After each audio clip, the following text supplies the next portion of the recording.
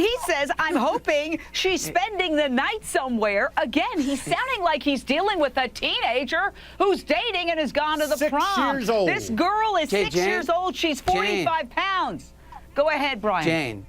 Yeah, Jane, this sounds like child endangerment. It doesn't sound like the father is a murderer or the father sexually assaulted his daughter. We have to be careful about castigating this man. He clearly sounds like a guy that shouldn't be a father, but the fact of the matter is he has a child and he's let her run free, but I don't think that means that he sexually assaulted his daughter. Those charges were 14 years ago. There's been no pattern and practice or allegations year in and year out of him having done this to other children. So I don't think that should play a part in this investigation. Well, let's 6-year-old. Go ahead, quickly.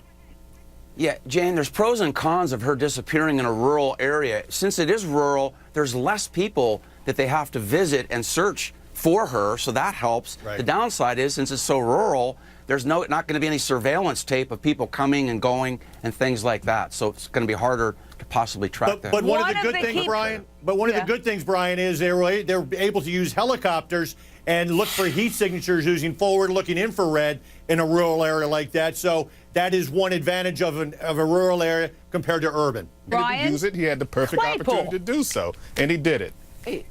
Hey, Jane, we live in a different environment. Post 9/11, you've got to be kidding me.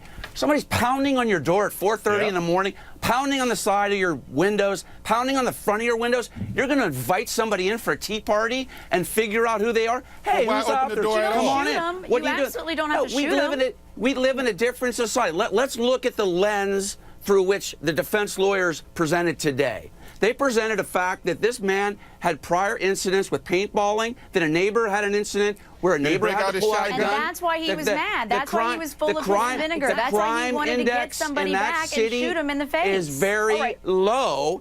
So this man had a reasonable and honest fear that his life was in danger. How many burglars knock on your door? Hold on a second. Let's give Trinity 100 Mark, a prosecution, an attorney, a chance to speak.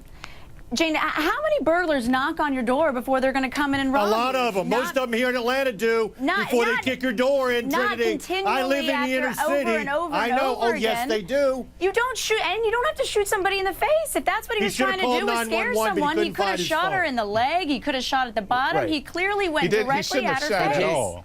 I mean, there was He no didn't reason have to to pull out go a that gun. way. It's Hey, not Jane. reasonable. Hold I on don't a think second. jury's One gonna at a think it's time, please, reasonable. guys. That's all I Jane? ask. Yeah, go ahead, but quick. Jane, here's how the 911 call would have went. Hi, 911. Hey, somebody's knocking on my door. So what do you want us to do?